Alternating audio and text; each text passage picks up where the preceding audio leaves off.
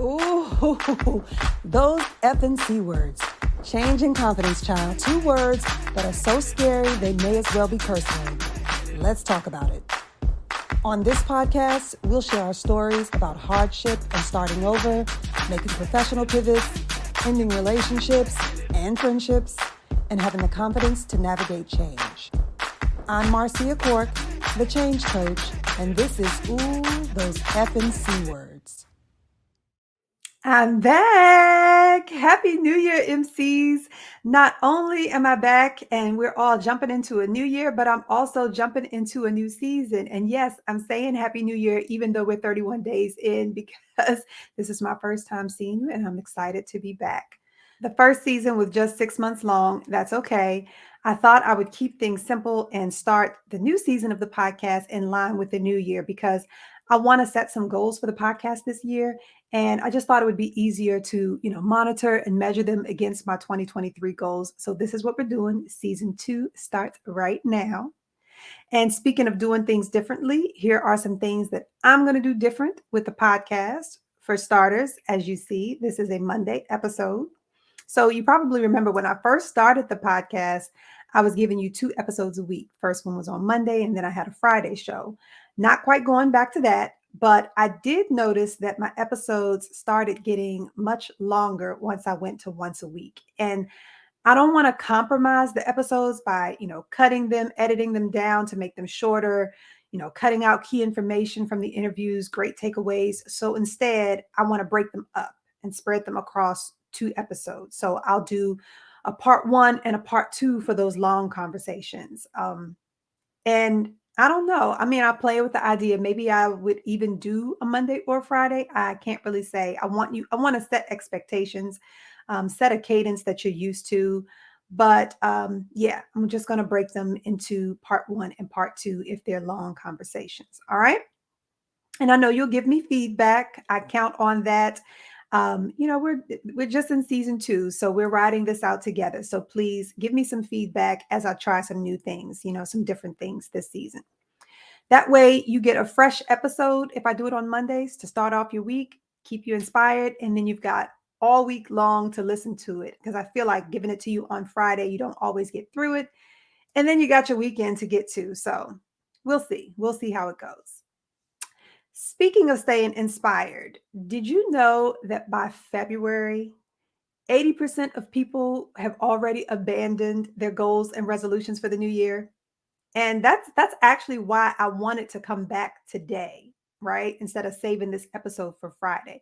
I wanted to reach out to you, have these conversations with you before you abandon your goals that you set for the new year, get you back on track before this month ends. Because, it's also said that only 8% of people stick with their goals for the whole year. So we are going to be in that 8%. The 8% who rides their goals out for the whole year, not the 80% who abandon them by February. Okay. Self-care was one of the top goals set for 2023. But I find that when it comes to self-care, things like the things that I talk about, working on change, making a deliberate effort to work on change, making a deliberate effort to heal from your grief, those are the types of things that people don't really talk about when they talk about self-care, right? So that's what I want to make a priority. I'm determined to change that by, starting my community, doing my different, better, more challenge that I've been talking about. I have a Slack channel. I'll share some information about that in the episode notes for people who want to join and get support for their goals all year long. It's free and you can join me there to get support. So we'll be talking about navigating change, helping you stick to your goals for the new year, and then also helping those of you who need to deal and heal from grief. We're going to do that as well. All right. So as much as I missed you guys, I don't want to delay this episode another minute. I want to get straight into these conversations from the Different, Better, More event. That's what this episode is about. I closed out season 1 talking about that event. It was coming up. It was January 8th. We haven't had conversations since early December or mid-December. So the event took place January 8th. So now I want to share it as an episode, share the dynamic conversations that came out of that event. and how the amazing women who attended that event are ready to star in their own life story instead of playing supporting cast. And you're going to hear that a lot. We talked about that a lot. I even had them come up with taglines and everything. It was a good time. So collaborating with me again for that event was the founder and the face of the DMV Does social group, Jennifer Leah, and then also Dr. Dana of Integrate Med Spa. That's actually where we had the event, at Dr. Dana's Med Spa.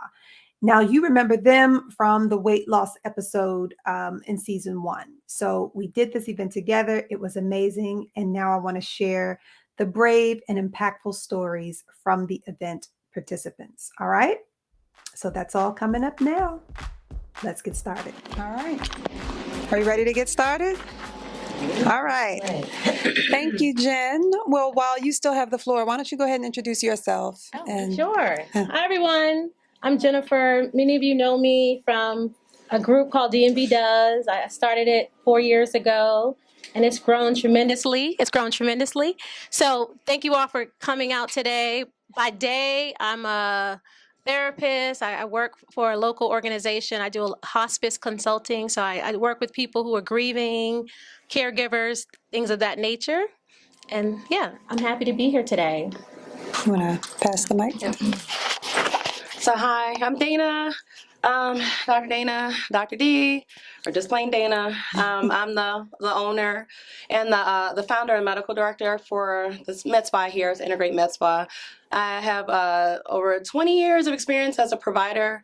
My first half of my career, majority of my career is women's health. So I really came into medicine with a passion for taking care of women, empowering women, making women healthy. And probably the last 5 years, I really wanted to get more into aesthetics. But my passion is regenerative aesthetics. I'm more about not just making you look good, but feel good. What actually helps your body to repair and regenerate and restore what we used to have. So that's really my passion for this. So this is why I incorporate like a lot of different options and modalities into my clinic.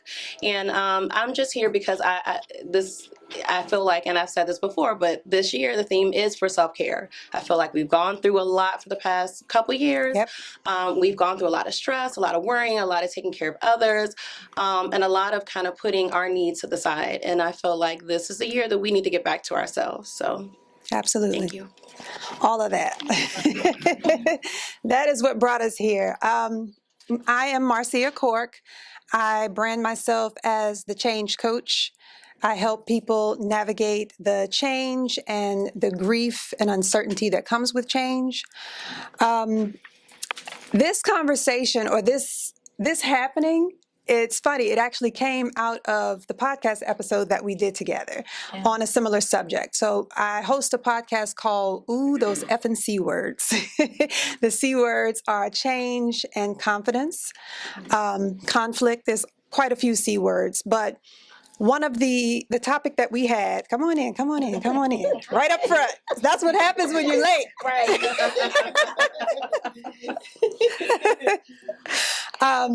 Yeah, so we were having a conversation about change after weight gain or weight loss. And in that conversation, we just started talking about a number of things that trigger the weight gain or the weight loss, the different life events that we experience on a day-to-day basis that are seemingly common events, and not realizing that they are actual events that create stress, cause hair loss, cause the frown lines, cause the hormone imbalance. All those things came out of that conversation. And afterward, I was like, we should do an event. And Dana's like, well, what you have in mind? So I'm thankful to both of you that you saw fit to continue this conversation. Dana, that you opened up your space to make this possible. So I'm excited that we made this happen. That was back in October. If you've been, coming in and seeing the monitors, walking in, we have the podcast on display now. So if you haven't checked it out, you should go back and check it out. It was a great conversation, but we're going to continue that conversation today. So self-care, when we talk about it, it's usually all zen-like and everything, but we want some zing to the zen too. So we want to have fun with this conversation today. So we're going to do some interesting things. I have you guys coming up with some taglines, starring in your life story. That's actually a little, I don't know, I'll say sneak peek of sorts, because that's the tagline that I have for myself. So everybody has a little book on their chair. I know we've kind of played some revolving chairs today, but everybody should have one. And if not, I think I have more in the back. But I'll ask some questions, have you start to jot some answers down. All right, so the first question that we're going to ask, what brings you here? And you've probably already been thinking about that during Jen's grounding exercise. What brings you here? Actually, I'll ask these first two questions together because they're kind of similar. What goes in the center of your vision board? Right? So do you already have a goal for 2023? And what goes in the center of your vision board? And so I'll ask those two questions together because some people don't subscribe to vision boards. Not everybody likes to do them. They don't like grabbing the magazines and cutting out phrases and all of that. But I do. I have a vision board. It became my checklist. And I accomplished everything on it because it was something that I could walk by and see on a day-to-day basis. But if it's a mental thing for you, just at least start conceptualizing. Maybe some of you journal. And this can be your first journal if you want to start writing those goals down for 2023. Now, are those two things in alignment? So what it is you want to work on for 2023 and what goes in the center what goes in the center of your vision board? Somebody's navigating through life right now.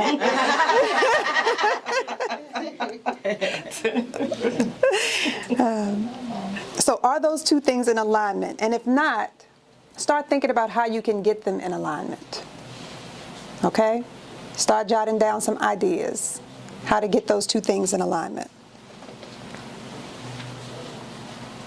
So I'm going to sit down and give you a few seconds to think about those. Because this is not something that's run-of-the-mill, right? This is supposed to be life-changing, yes? The last part, are these two things in alignment? And then if they aren't, see what you can do to put them in alignment. Start thinking about what you need to do to get those two things in alignment. What you want to accomplish for 2023 and what would go into the center of your mental or tangible vision board. Okay? And I'll give an example. I still have this board up, but I did it in 2018 for 2019 goals. In the center, I had it written kind of like a formula. I had the word happy in the center. I had the word compassion on top, and I had anger at the bottom. And that year, I was working on forgiveness. So the board, or that formula in the center of the board was, in order to achieve the happiness in the center of my board, it was going to require putting compassion over anger. You see that? And that's what I did for all of the people that I knew I needed to forgive. And it was a year, I tell you. But I needed to look at their situation, their circumstances, and what causes them to do some of the actions or act out in a way that made me feel wronged. And then have some compassion for that versus being angry. So I put the compassion over the anger. Okay, so think about something like that. What goes in the center of your board? It's kind of like the center of your life, the center of your focus, the thing that you're really going to target that year. Okay, are we good? We need a little more time on that? Okay. So then for fun, I said we were going to come up with some taglines, and I mentioned starring in your life story. I want you to think about your tagline as you starring in your life story. So anybody else watch The Housewives? That's my guilty pleasure, the Real Housewives franchise. And the opening credits, how everybody has a tagline, and it just kind of represents the way they live their life. That's how you should think of your tagline. because now you are the star of your own reality show, the star in your own life story. And we should be doing these too. Yeah. You think about it? Yeah. All right. I know I had homework. Yeah, definitely. Can you give an example of, because I don't watch. Yes, I can give you 10. Look. I'm glad you said that. I forgot I pulled them up. All right, since season 7, Cynthia Bailey. This was after she and Peter divorced. And her tagline for that season was, "Life is about choices, and I choose Cynthia." Okay? Candy Burris, season 8. "I'm a hit maker, and this year I will reveal the best one." So she was pregnant that season. Vicki Gunvalson. Is that how you say that? Yeah, she's Okay. Orange County. Yes. Season 7. "My tank is full, and I'm driving into my future." Right? So it's a bit, yeah. So these are your taglines. They mean something to you, not necessarily to everybody, but that doesn't matter. But it's a phrase that's going to resonate with you this year. So for me, I'm Jennifer, right? So I use genuine with everything. Genuine, living a genuine life. Like everything I do, I play off genuine. So anything I do is intentional. Anything I do is just genuine, being present, transparent, and authentic. So that's my tagline. Let's see. Nene Leakes, season 5. "I have arrived, and the spotlight is on me, honey."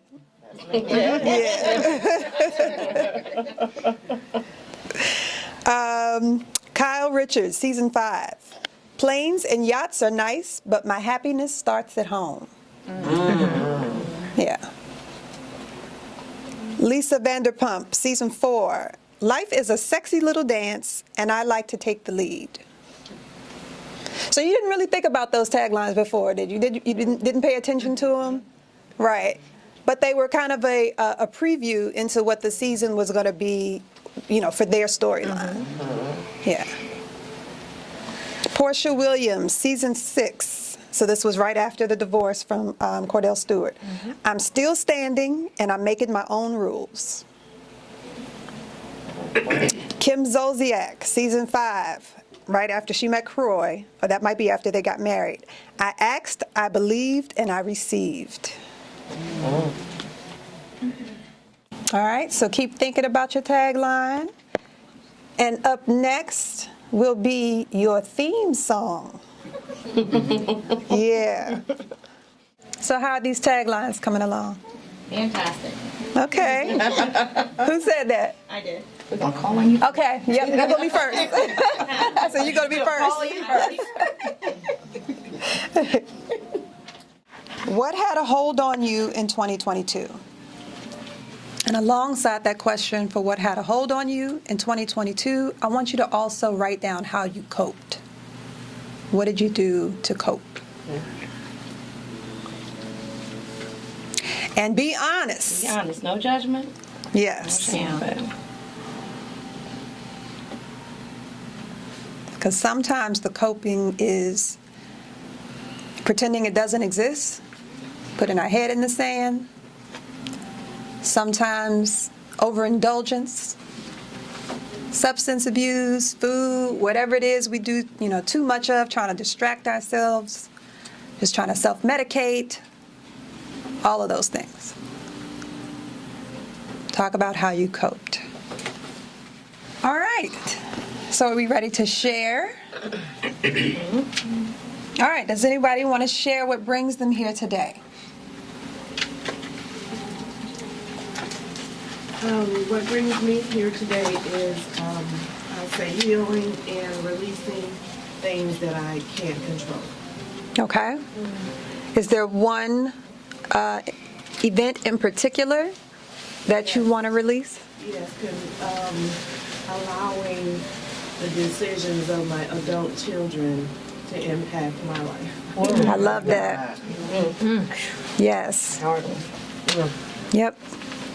Thank you for sharing up here in the green. Hi. And say your name too. Yeah. Sorry, yeah.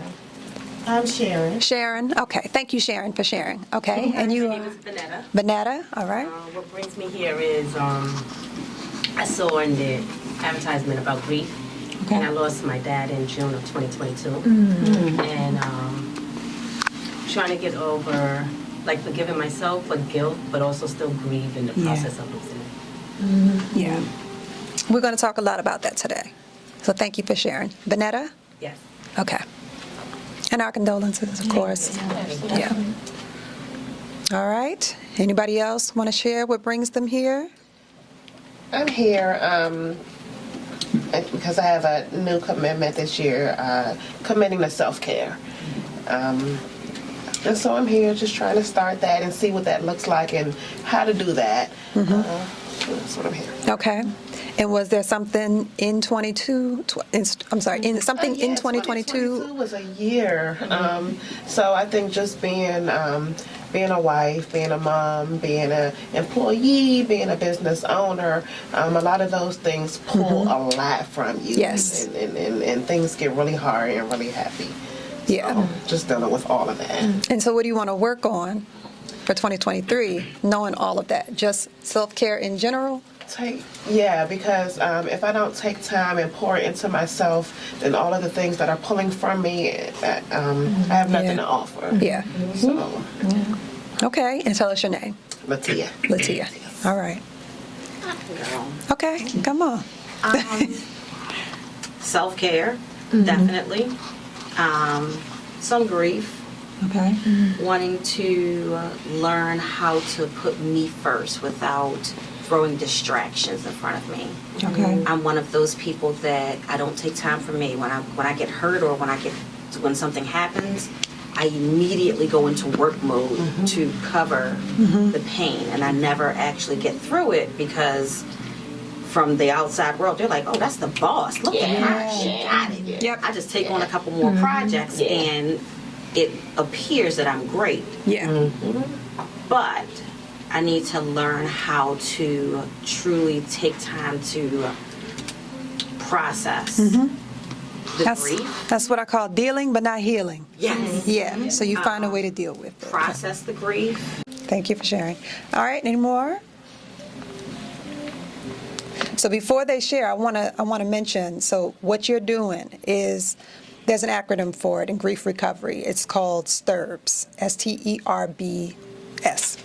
They are short-term energy relieving behaviors. So the things we do in the short term that help us, just kind of make our way through the day, get through the day, the week, the month, but you never really heal from or deal with the situation. So it keeps manifesting, keeps, representing itself over and over and over again in your life because you haven't adequately healed from it. Yeah. Make it till you make it. Yep. Yeah. Yep. That's exactly what we're doing. In many cases, we see it manifest in different ways. So we might have masked it in one way working, then it comes out in another way. So if we didn't deal with grief in a relationship, it may come back up again in another relationship. So just something to think about as we do this, as we have this conversation and talk about self-care. Yeah. Do we have any relationship-related goals, things that we're working on for 2023 or had a hold on us? Yeah. I have a goal for 2020. Okay. I'm married now 3 years, and I want to have a baby.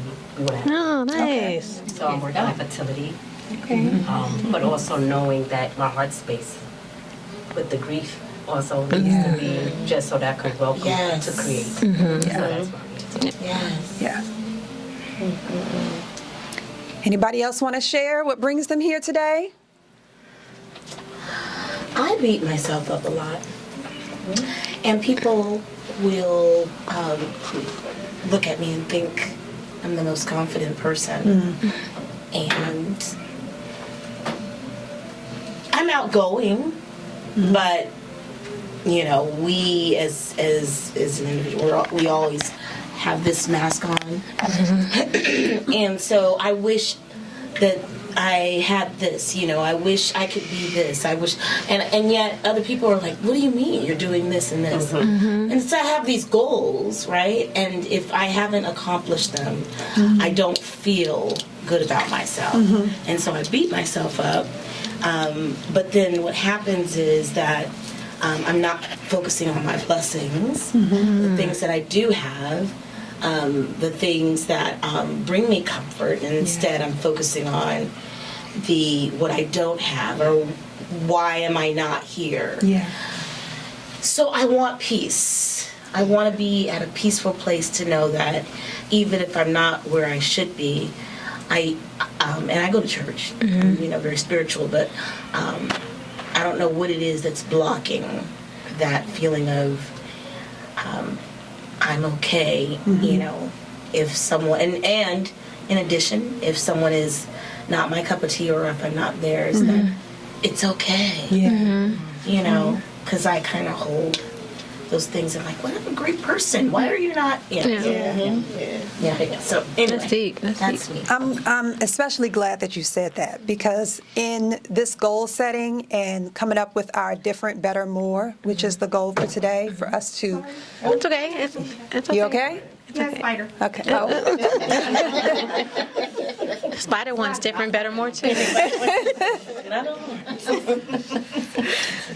Yeah, so as we're thinking about what we're going to do differently, what we're going to do better, and what we're going to do more of in 2023, the goal ultimately is for you to start thinking that through and start jotting that down. It's not going to be perfect today. This is the start of the conversation. This is to get the wheels turning. But I want that phrase to stay in your head. I want it to, I put hashtag in front of it, because I want it to be a hashtag, different, better, more. What are you going to do differently? What are you going to do better? What are you going to do more of? And that is, it doesn't, in fact, you should probably go ahead and jump in on this, because some of that stuff doesn't go in this book. Some of that stuff is what's the toll that it's taking on you physically, right? So we've talked about the weight gain, we've talked about the weight loss, but also what stress, Stress, depression, insomnia, anxiety. There are a lot of things that manifest itself through, it's a lot of things that stress, oh no, the fuzzy thing came off, sorry. Is that okay? A lot of things that manifest itself, like grief, stress, unresolved issues manifest itself physically that we don't even think about. A lot of people are walking around depressed, and they don't really know it, because their depression is expressing itself in irritability, in avoidance, in just anger all the time. It's not just sadness and crying. So there's other things down there that are physically showing, hair loss, breakage. Stress can cause, hormonal issues, breakouts. There's so many things that you're like, what's going on with my body? And it stems from something else internally or mentally that we don't really know. So it's not just physically, or the source is not physical, the origin is, but the symptoms are expressing themselves physically. So I'm going to give an example. So, I'm the face of DMV Does, right?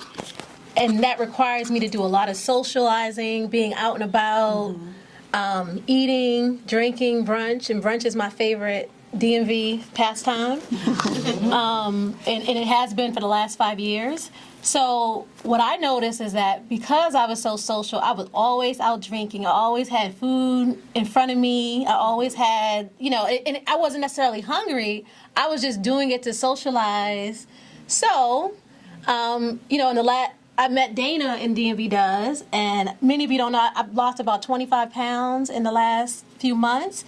Because I had to start thinking about it. I was like, well, when I go out, I wasn't thinking about getting something healthy. I was just thinking about, let's get as many bottomless mimosas as I can. You know what I mean? Like, you're out, you're having a good time, you're getting lit, the day party's fun. And at the time, I was single, so I was out having a good time and just socializing. So a part of what my thinking was, I was kind of masking, trying to be social, being out all the time, trying to entertain everyone, and masking that with food. So, I had to work with Dana to really think about, when I go out, what choices of food am I going to have? What things should I eat? Am I going to choose soda today, or am I going to do some soda water, or things like that? So when we talk about how things manifest in, the pressure of being the face of DMV Does, often, for me, it manifested in me always being out, always drinking, gaining weight. And I thought I looked cute, but then I'm looking at some pictures. I'm like, whoa, whoa, whoa, whoa. So, and just piggybacking on a conversation about, how we mask certain things with behaviors. That's one of the things I noticed that I was doing, especially in 2022. So just something to just put out there. Yeah. And then working on that weight loss is not selfish. Self-care is not selfish, right? It's in most cases self-preservation. Putting yourself first, starring in your life story instead of being a supporting cast member. That's my tagline. This year, I'm going to star in my life story and stop being a supporting cast. Like that. Yeah. Self-sabotaging. Yep. We do that. Or neglect. Yes. Neglect is a behavior. Yeah. But no, we don't. We don't realize it. Yeah, we don't We're realize. doing it. Yeah. That's the key, is tapping into, oh wait, I kind of do it to myself. Yeah. And finding the Owning healthy it, ways of healing and then instead. fighting it, Yeah. healing it. Does anyone can speak to experience where you self-sabotage a relationship, a job opportunity, a connection? Is there anyone think about anything like that they want to just uplift or discuss? Yeah. I'm a huge self-sabotager. Okay. I am. Yeah. All the time. As a matter of fact, I just came from out of town on an investment meeting where, I have this amazing opportunity to work with someone that is building a community that makes people millionaires, like literally, and it does it for free. You just have to know someone to know someone to get in, right? So we're all looking for that name today. But I'm a self-sabotager because so many times in my life as a realtor, I sell real estate. But people always are like, I can get you here, but they always want something from me. Obviously, I'm married, so there's nothing really that they can get from me, right? Yeah. But often I am a self-sabotager because I read that vibe wrong. You know what I mean? And I feel like it's something that they want to get it, and then they're gone, and they're not going to help me. And so for years, and that was me younger, but then for years now, what I do is I play this game with myself to see if that's what they want first before I even allow them to help me, before I put the money. And this is with multiple people, So I'm seeing, I'm flirting, I'm this, I'm that, to see, is that what they really want, or are they really out to help me? But it's self-sabotage. Yeah. Yep. But praise God, because I went and I did this experience, and I did this again this weekend. Oh, nice. And when I tell you, I've never met a man of God in my life like that. Wow. That was like, I could blow your back out if I wanted to, because the vibe I can feel. Even I never made a move on him or anything like that. But he was like, I respect you too much. You know how powerful you are? Wow. My goal is to get you and your husband to that community development center in Maryland that you want to help women and children for. Wow. So I know what the game is that you're playing, to see how far I'll take it with you. But I'm not even going to let you play yourself like that. Oh, wow. We're getting to it. We're going to do it. Wow. And it came right on time to come to this, because I am a huge self-sabotager. Okay. Wow. Thank you for I got checked, but at my own pace. But it feels great. Yeah, right. Because at least I know, though, what I was doing. He just answered the question for me, you know? Wow. Thank you for sharing. Wow, that's deep. But that was your defense mechanism. Yep. That was your wall that you put up because of your experience, low grade PTSD. And so we do that unconsciously because of what we experienced in the past. We don't realize how it still manifests itself in the future and blocking our blessings, because we're like, nope, somebody hurt me, someone betrayed me, someone lied on me. I'm just going to right from that. I'm not even going to trust it. So, it's finding that balance and be able to be aware and not gullible, but not shooting yourself in the foot before you even get a chance to say, hey, maybe somebody's here to actually help me, take me to the next level, actually wants nothing more just to see me succeed. That's hard, but that comes from a place of self-defense, of self-preservation. So. Excuse me. Yes. You said low-grade PTSD. PTSD. Yep. So it's not always severe childhood trauma. There are a lot of just from working with women, there are a lot of little micro situations and trauma that we go through Yeah. that shape us as women. And just society Yeah. overall. See is how we feel guilty when we do self-care, you know, as mothers, as daughters. We feel guilty automatically if we do something for ourselves and not someone else. You know, we're kind of raised, you know, to feel that way. We're conditioned to see that. We're always kind of a martyr. You know, and so those little micro things they cause PTSD. They cause you, and I don't want to minimize it, but I also don't want to, you know, I don't want to downplay PTSD, but I don't want to minimize it because it does shape how we react. You know, how our interactions, our communications as we grow up. And I see it all the time. The majority of my career is just taking care of women, and you see it all the time. And it doesn't have to be something as major as, you know, a death or, you know, a trauma or, you know, sexual assault, although that's very prevalent, you know, for, you know, unfortunately for women. But it could be just as, you know, just male chauvinistic behavior. You know, growing up being put second. As how many of you have been put second as a daughter? You know, the sons get more. They get more permission. We're expected to, no, we can't do that. Or we're going to help serve and clean up at Thanksgiving, and the boys are going to go have fun. The cousins go off. You know, these are little things that shape us in our future that, you know, like you said, you just feel like, you know, I was self-sabotaging myself. We do that all the time to ourselves in our career and our relationships. You know, just life. I just want to add to the PTSD thing.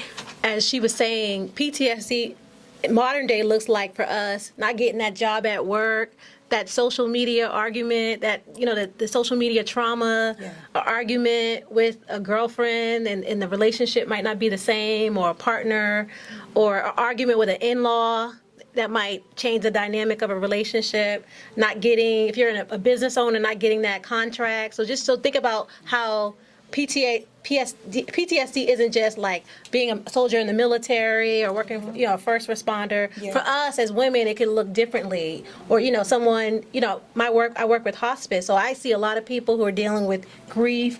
Someone's about to pass away. So just think about how things that happen in our lives can contribute or look like our PTSD. So just something I wanted to uplift as a part of the conversation. And it might even be helpful to explain that with a little bit more context in terms of saying low-grade depression or low-grade PTSD, that some of these events, as I started out earlier, seemingly common events, things that we go through on a day-to-day basis that do bring on depression, that do bring on PTSD to some extent, but may not be clinical, maybe don't get a formal diagnosis, or maybe don't send you into wanting to go and seek therapy, but does require some healing and some self-work.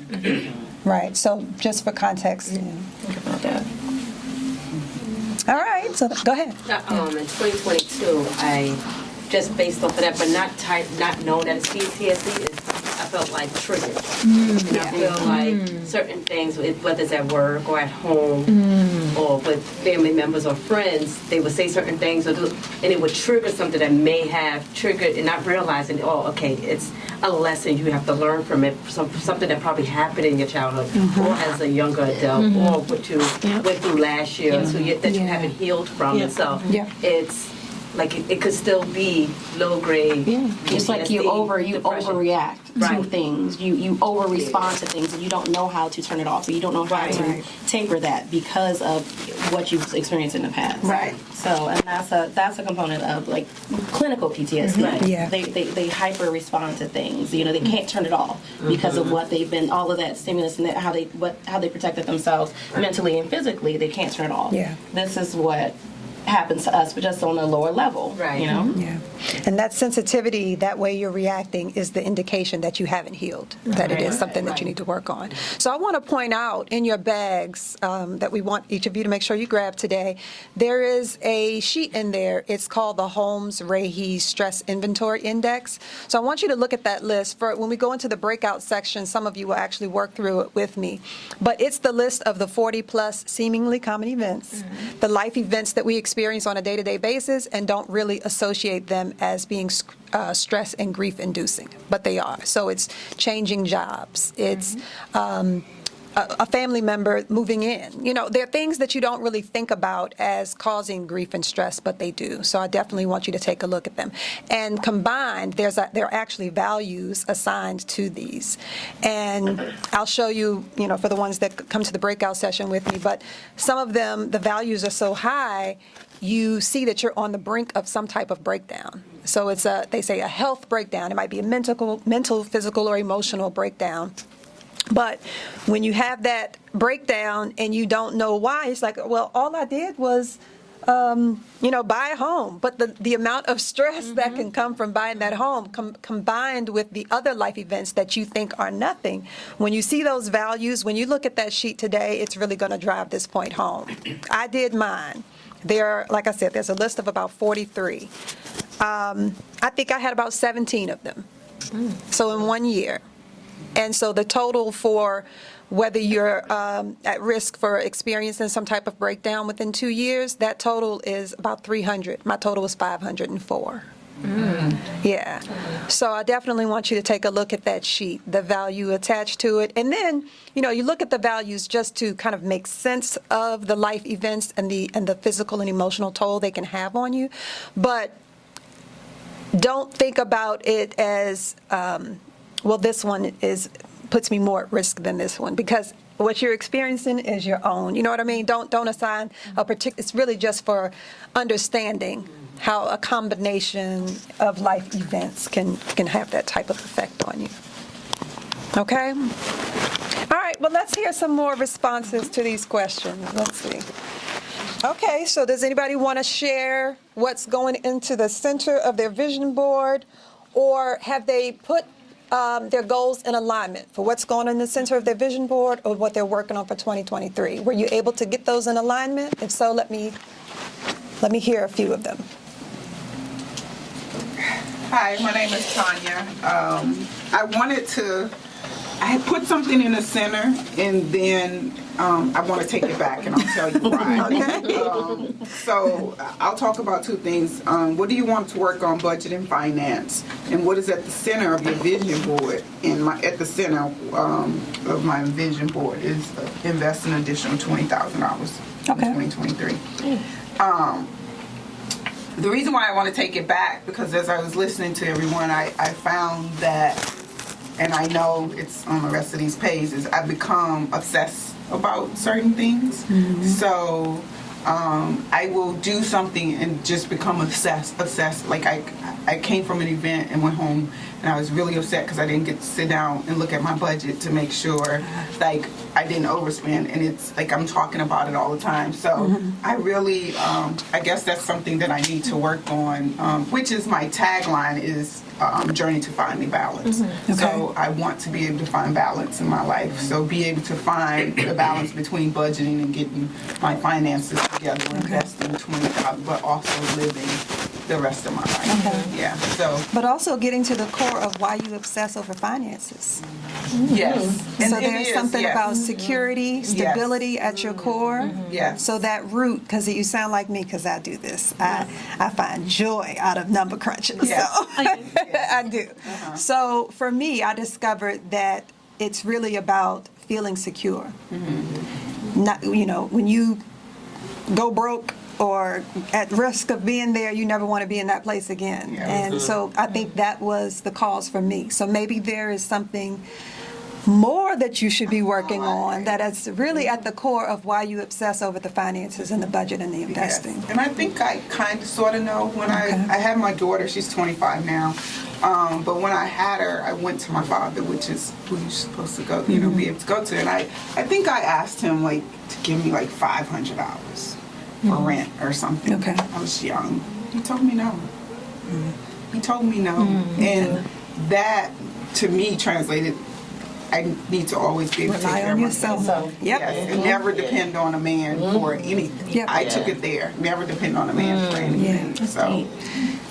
So even him saying no, there's something in that. So what is his attachment to money and finances as well that prevented him from being able to support you? So I would say to work on that first. It's going to explain a lot about that obsession. Yeah. All right, well, I think we need to smile and laugh a little bit more. Yeah. Let's hear some taglines. Yes. Are we ready for some taglines? All right. Okay. Heal in everything to create anything. One more time. Heal in everything to create anything. Okay. All right. I like that. Somebody in the back. Oh, there we go. I don't know about this one. Now it's really time to use the power of the P. Preda. Okay. Power to feed. Gotcha. All right. I like that. That's a good one. We just talked about that. Run it back. Right. Did you just come up with that after that? I wouldn't do that. Okay. Look, I would be divorced before I could get Exactly. And look, you guys are gonna get, okay, I see your hand. Oh, you missed that. Oh, yeah. You want to say it again? Say it loud for the people in the back. Yes, absolutely. I said now it's time to really use the power of the P. Preda. And that's her name. Preda. That's my name. Yeah. Power of the P, but not the P. So we have wine glasses that we're gonna. I'm thinking about this, playing it through. You know how with the housewives, they say their tagline, and then at the end they're holding a peach or they're holding a diamond or something like that. So we might get some shots of y'all holding y'all glasses, your wine glasses, saying your taglines. Okay, let's hear some more. I'll go. Okay. My apologies, I hardly have any voice. My name's Marissa, by the way, and my tagline is, "She is a bit much, but aren't we so lucky she's here?" I like it. There you go. Own it. Yes. I love these. All right, keep them coming. Okay. You're looking directly at me. Because you were looking at me like, I want to, but. So up until this, because I've always said making an impact while making an income. I'm a public servant through and through, but that's part of my problem. I don't choose me. I never choose me. And I'm always healing someone. And I'm giving, but I'm not getting. So unfortunately, I find broken people. They find you. Right? They're drawn to you. Right. Yep. I find really broken people. Like therapists tell me, like, oh, they're damaged. Go. And I end up taking on their brokenness. Yeah. You want to share anything? Jen. Okay. Okay. That's in the next session. So Jen knows 2022 was a really bad year for me. I got engaged. Hot air balloon. It was absolutely gorgeous. I was so happy. I also am no longer engaged. He has a lot of damage and ended up finding out about multiple women. As soon as pictures went up, folks started sending me inboxes. Then threats started, and just recently he threatened to send out nude photos that he and videos that I didn't even know where they came from because I don't do that. But of me to everyone at my job and everyone on my LinkedIn and called all my family and Sounds like a true sociopath. but I have to say this. We went to 3 different therapists and every therapist told me to run in front of him. Literally said, the last therapist said, break them up. That's what his notepad said. You know, I could see the notepad as there's like a note that was like, break them up. And I thought I could fix them. He was adopted. I'm adopted. Trauma. Yep. But I'm adopted in love. So I'm kinship adopted, and he was abused. So, yes, normally my tagline is making an impact while making an income. But Today, Different? it's difficult roads often lead to beautiful destinations. Okay, full circle. Yeah. Thank you for sharing. Thank you. Yes, thank you. for sharing. All right. So if y'all see some new photos of me, Okay, looks like we have something in the back. Tagline. Okay. me? Okay. I heard you say you were a healer. Yes. Oftentimes, as a healer, you have one job. And that one job is to breathe life into wherever it is that comes your way and move on. Move on. Touch yourself. Speak. Oh, come on. Come on. Snap, snap, snap, snap, snap. Come see you. Come see you. All right, any more taglines before we head to our breakout rooms? Yep. That's the tagline. That is a tag. Right. Yes. Yes. All right, Pink. All right, Pink. So my authenticity will align the people and opportunities that are meant for me. Okay, say that again for the people in the back. My authenticity will align the people and opportunities that are meant for me. Yes. So this year I'm really getting into like content creation, like that's my goal, and Okay. I've been talking with God, and that's the purpose He called me to. So for me, it's really scary because putting myself out there in the past, like childhood trauma, I've been bullied before, like for being different and being myself. So it's just kind of scary to put yourself out there to people you don't know. Yeah. And it's like I'm gonna have to openly embrace that criticism because it comes with the territory. Yeah. But it's something I'm called to do, so I don't want to be disobedient. But it can just be scary. So this year I'm really allowing myself to, you know, fall face forward into like something I'm scared of, but something Yeah. I openly embrace it. So. There you go. Can I ask you where that calling came from? How did you know? What made you? So this past year, I just started getting closer with my spirituality because I was just going through a lot. I live in New York. I'm a first year in. I just go to college. Yeah, I go to college in New York. I'm a freshman. So at my school, I go to the Fashion Institute of Technology. My twin went Okay. there. My twin sister. My sister.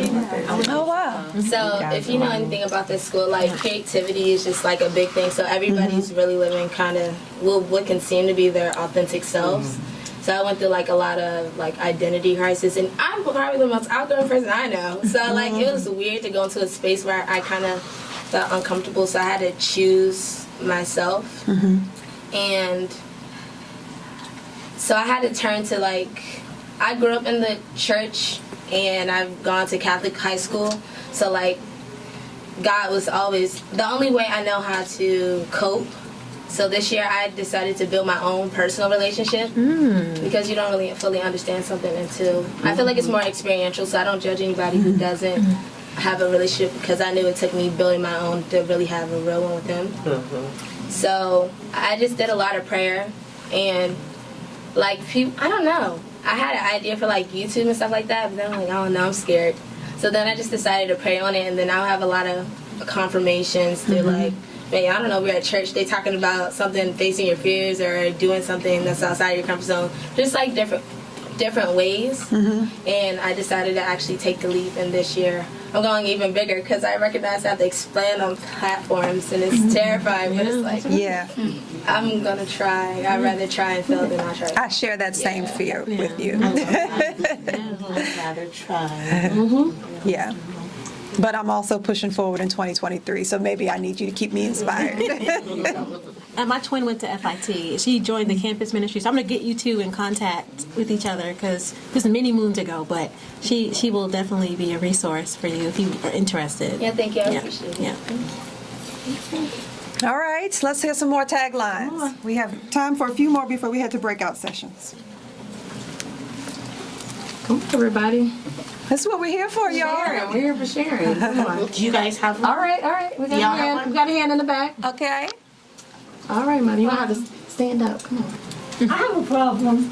My problem, well, I've been married twice, and I've always tried to fix people. And I know now, you cannot fix it. So mine is, I can't fix it, I won't fix it. There you go. Okay. Something like that one. I like that one. Okay. with your glass. I can't fix it, I won't fix it. All right. Any more?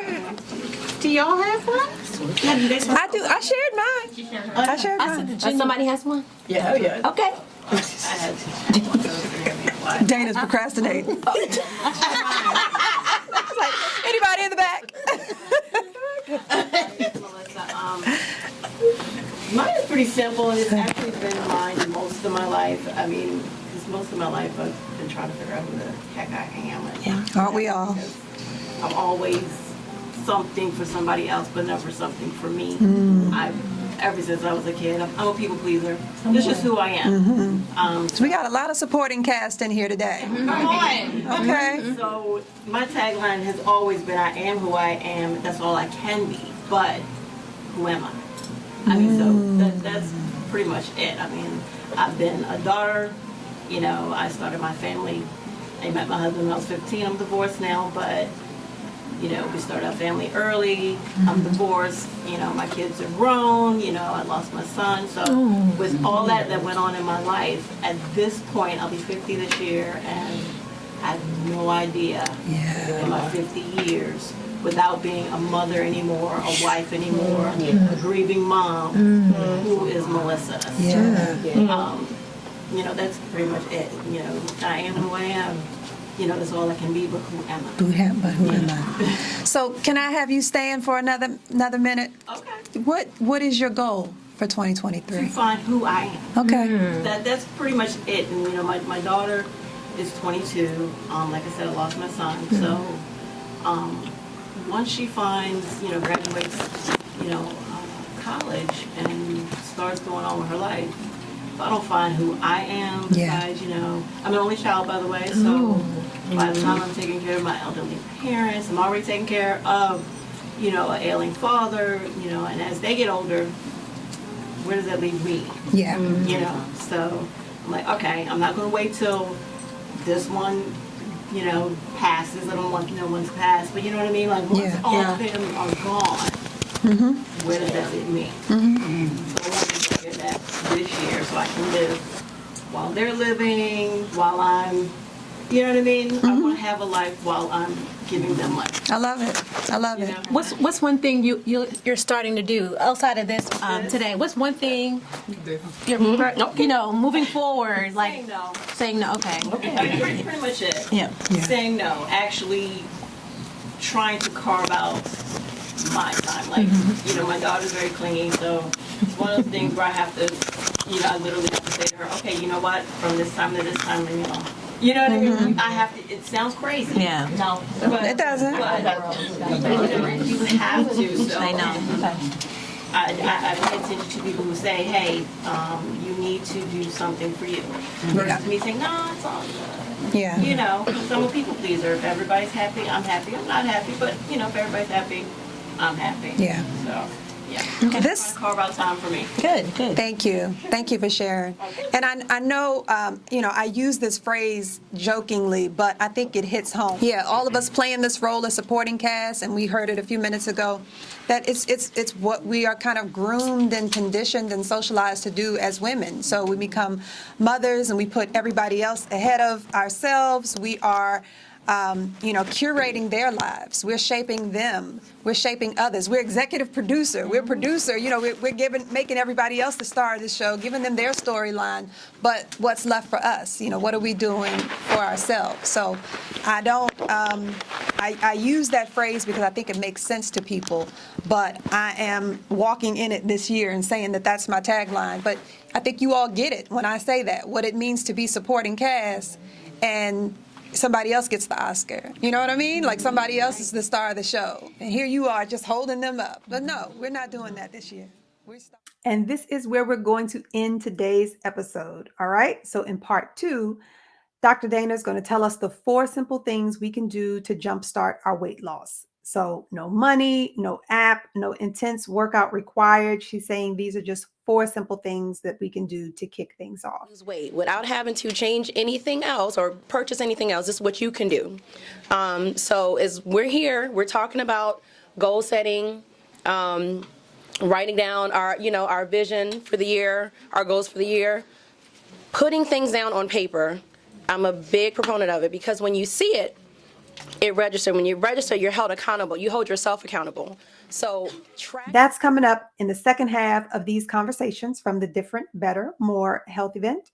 Plus, how close are you to experiencing a mental, emotional, or physical breakdown, a health breakdown of some sort? I'm going to identify the life events that put you most at risk for a health breakdown. All that's coming up in part 2. See you next time. Bye-bye.